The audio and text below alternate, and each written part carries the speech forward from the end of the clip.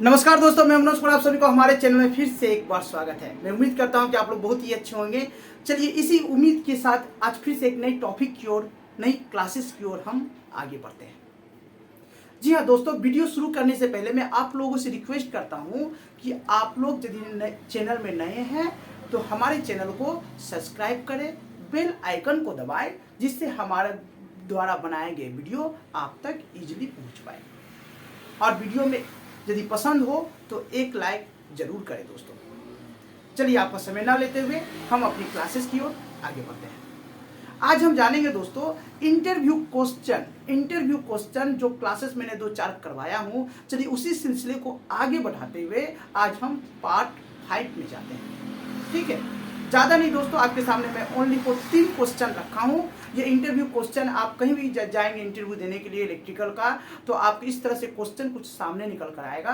तो आप इजीली कैसे उस क्वेश्चन का आप डिफिनेशन दे सकते हैं, कैसे एक्सप्लेनेशन कर सकते हैं, चलिए उसी के बारे में हम डिस्कशन करेंगे। तो सबसे पहला क्वेश्चन है दोस्तों आपके सामने, एचटी ट्रांसफार्मर में कोई भी एचटी ट्रांसफार्मर, हमारे इंडस्ट्रियल में नॉर्मली हम लोग एचटी ट्रांसफार्मर का यूज ज़्यादा करते हैं।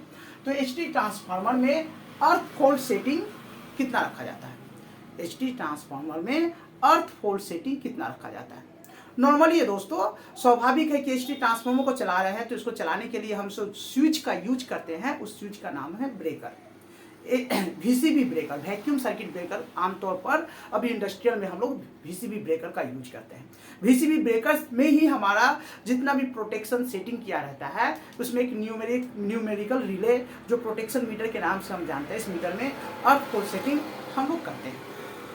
तो हम किसको चलाते हैं? ब्रेकर से ट्रांसफार्मर को चलाते हैं। कोई भी एचटी जो इक्विपमेंट्स है, हमारा मशीनरी है, उसको हम बाय ब्रेकर से चलाते हैं। तो ब्रेकर में ही हम सेटिंग करेंगे ना। ब्रेकर में जो प्रोटेक्शन मीटर लगा हुआ है उस मीटर में ही अर्थ फोल्ड सेटिंग होता है।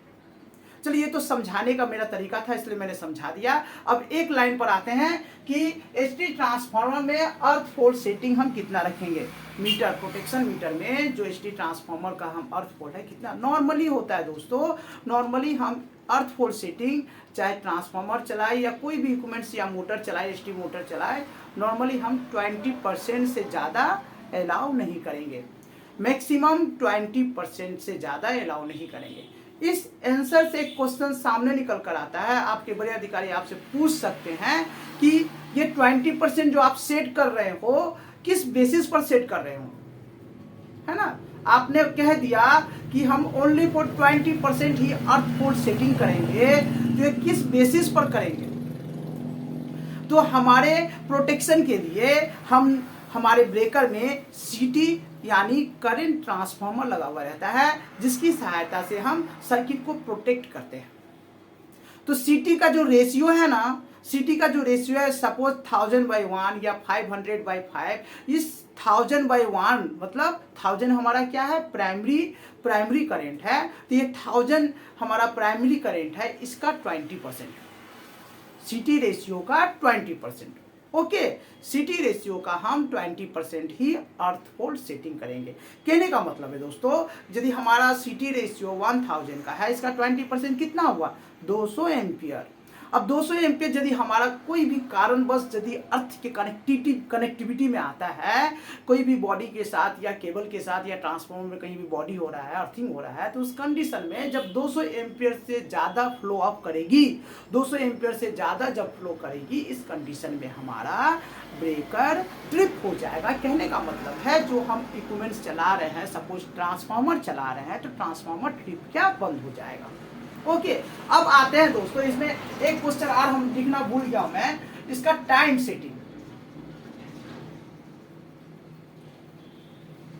टाइम सेटिंग कितना करेंगे? मैंने अर्थ फोल्ड तो 20% सेटिंग कर दिया, इसका टाइम सेटिंग कितना करेंगे? ये भी वेरी इंपॉर्टेंट है। टाइम सेटिंग जितना कम हो सके, अर्थ फोल्ड में जितना भी कम हो सके टाइम सेटिंग 0.01 मिली सेकेंड या 0.1 मिली सेकेंड, इससे ज़्यादा मिली सेकेंड में करना है। ध्यान रखिएगा दोस्तों, अर्थ फोल्ड का यदि कोई आपसे पूछता भी है, यदि आपके माइंड में उस समय याद नहीं रहता है, तो आप फटाक से आंसर दे दीजिएगा दोस्तों मिली सेकेंड में। कितना मिली सेकेंड में? 0.01 या 0.1 मिली सेकेंड में। जितना कम हो सके उतना इसका टाइमिंग को सेट करना है।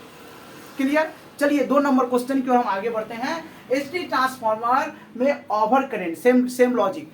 एचटी ट्रांसफार्मर में जो ट्रांसफार्मर को हम चला रहे हैं उसमें ओवर करंट कितना हम सेटिंग करेंगे और इसका टाइम, है ना, और इसका टाइम ओवर करंट हम कितना सेटिंग करेंगे। नॉर्मली मोटर चलाए या ट्रांसफार्मर चलाए, कोई भी मशीनरी या इक्विपमेंट्स हम चलाते हैं तो इसका जो हमारा ओवर करंट सेटिंग है ना, आपको भी अच्छे से पता है दोस्तों, 80% से ज़्यादा अलाउ नहीं करेंगे, 80% से ज़्यादा अलाउ नहीं करेंगे। फिर वही आंसर, वही क्वेश्चन निकल कर सामने आया, किस बेसिस पर, सीटी रेशियो के बेसिस पर। सीटी रेशियो हमारा 1000 है तो 1000 का 80% कितना हुआ, 800 एम्पियर। हम इस ट्रांसफार्मर में 800 एम्पियर से ज़्यादा अलाउ नहीं करेंगे। ओके, अब आते हैं 3 नंबर क्वेश्चन में। हाँ चलिए, इसका टाइम नॉर्मली ओवर करंट का टाइम हम लोग नॉर्मली थोड़ा से ज्यादा, जैसे अर्थ पोल का मैंने 0.1 मिली सेकेंड रखा हूं तो इसका ज्यादा से ज्यादा 0.3 या 0.4 मिली सेकेंड रखेंगे, इससे ज्यादा अलाउ नहीं करेंगे, है ना। इसका टाइम सेटिंग कितना रखेंगे, 0.3 से 0.4 मिली सेकेंड तक ओवर करंट का टाइम सेटिंग करेंगे। कहने का मतलब यदि 800 एम्पियर से ज्यादा करंट फ्लो कर रही है तो 0.3 सेकेंड के बाद ये सर्किट को ट्रिप या बंद करवा देगी। एचटी ट्रांसफार्मर में अनबैलेंस सेटिंग, नॉर्मली आजकल वो हमारे कितने भी इक्विपमेंट्स चलते हैं ना, तो होता क्या है दोस्तों, कोई भी फेज में सपोज 3 फेज है, 3 फेज का ट्रांसफार्मर है, तो 3 फेज का ट्रांसफार्मर है तो अनबैलेंस यदि लोड पड़ जाए तो अनबैलेंस करंट भी जनरेट होगा ना। तीनों फेज में यदि अनबैलेंस लोड पड़ जाए तो अनबैलेंस करंट भी जनरेट होगा। आमतौर पर अनबैलेंस सेटिंग हम फर्नेस टाइप ट्रांसफार्मर में ज्यादा करते हैं, ऑक्सिलरी ट्रांसफार्मर में इसलिए नहीं करते हैं दोस्तों कि ऑक्सिलरी ट्रांसफार्मर में हमारा छोटा छोटा इक्विपमेंट्स चलते रहता है, यदि ऑक्सिलरी ट्रांसफार्मर ठीक हो जाएगा तो सारा का सारा इंडस्ट्रियल एक साथ बंद हो जाएगा। इसलिए आमतौर पर इस टाइप की जो सेटिंग है हम फर्नेस ट्रांसफार्मर में करते हैं, जिसकी सहायता से हम फेरो सबमर्ज्ड अर्ग फर्नेस चलाते हैं, है ना, जिसकी सहायता से हम अर्ग फर्नेस चलाते हैं। इस टाइप के ट्रांसफार्मर में हम अनबैलेंस सेटिंग करते हैं। अब अनबैलेंस सेटिंग कितना रखेंगे, अनबैलेंस सेटिंग मान के चलिए 2 फेज का जो डिफरेंसेस है, 2 फेज का जो डिफरेंसेस है कितना होना चाहिए। सपोज एक फेज में हमारा चल रहा है 500 एम्पियर, दूसरा फेज में यदि चल रहा है 700 एम्पियर या 800 एम्पियर, तो क्या हो गया, phase two phase unbalance current हो गया ना, phase two phase unbalance current हो गया। इस अनबैलेंस को रोकने के लिए हम अनबैलेंस सेटिंग भी करते हैं। मैक्सिमम 200 से 250, कहीं कहीं पर 150, ओके। सिस्टम के आधार पर मैक्सिमम 250 से ज्यादा हम अनबैलेंस सेटिंग नहीं करेंगे। इसका भी टाइम दोस्तों, इसमें भी टाइम आएगा ना, इसका भी जितने भी हम सेटिंग करेंगे सब में टाइम आएगा, तो इसका टाइम ज्यादा से ज्यादा हम 3 सेकेंड या 4 सेकेंड तक रख सकते हैं, इससे ज्यादा नहीं रखना है ना। 3 सेकेंड या 4 सेकेंड तक इसका टाइम सेटिंग हमको थोड़ा सा बढ़ा के रखना है। अचानक से यदि अनबैलेंस में हम बार बार ट्रिप कराते रहे सर्किट को तो सिस्टम को चला नहीं पाएंगे ना, इसीलिए इसका टाइम सेटिंग 3 या 4 सेकेंड तक मैक्सिमम रखा जाता है। ओके दोस्तों, ज्यादा नहीं दोस्तों, मैं 2-3 क्वेश्चन आपके सामने इसलिए लेकर आता हूं कि छोटा वीडियो रहेगा तो आप इजिली इस वीडियो को देख पाएंगे, और जितना छोटा 2 या 3 क्वेश्चन रहेगा आप इसको अच्छी तरह से समझ पाएंगे, देख पाएंगे। तो चलिए दोस्तों, आज इसी उम्मीद के साथ आज की वीडियो को मैं समाप्त करता हूं, और उम्मीद करता हूं कि आप हमारे वीडियो को जरूर से लाइक करें, सब्सक्राइब करें एंड शेयर करें दोस्तों तक।